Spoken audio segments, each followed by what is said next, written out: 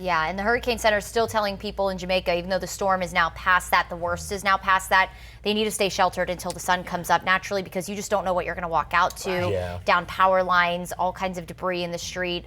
So I'm sure when the sun comes up, we're going to see more video coming out of there. Absolutely. It's not going to be good. I know. I really feel for the families. You were talking about this yesterday too, but I've seen so many people online that were there vacationing, or people that went back to board up their homes. They got trapped on the island. They couldn't make it out of Jamaica. Yeah, and a lot of folks here in Tampa Bay, they have family in Cuba. Obviously worried about Cuba this morning, and when the sun comes up, we're going to see a lot of impacts and devastation there as well. Right. Melissa definitely making a very vast footprint on the Caribbean. Now impacting Cuba, made a second landfall just to the west of Santiago de Cuba just after 3 o'clock this morning. And I also want to point out a place that we really haven't talked about all that much because it didn't get a direct hit, but the islands of Hispaniola, the Dominican Republic, and Haiti still receiving extremely heavy rain, going on about day 5 of that now. So extreme flooding over in those islands as well. But right now, Melissa, over the island of Cuba, and it is weakening. You'll notice in this radar loop here, or this satellite imagery loop, that as the eye is offshore, you can clearly see it defined, but watch as it moves inland, you can't even see it anymore. This is a very mountainous region here, and so that is tearing apart Melissa, and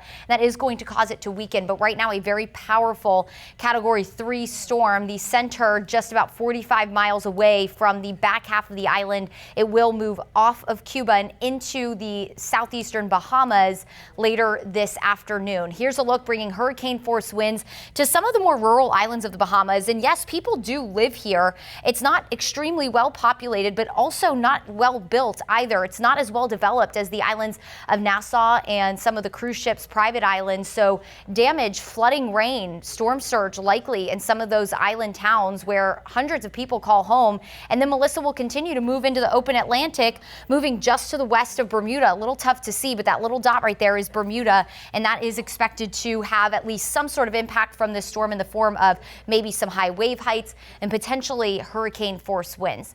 We are thinking about those islands. I know we're going to see a lot of video out there. If you have family in Cuba, unfortunately, power outages more than likely going to be continuing as that storm moves over. We're expecting another potentially 10 to 20 inches of rain and that threat for landslides on the eastern half of the island. Places like Havana really not impacted by this storm, which is the good news. Satellite and radar will show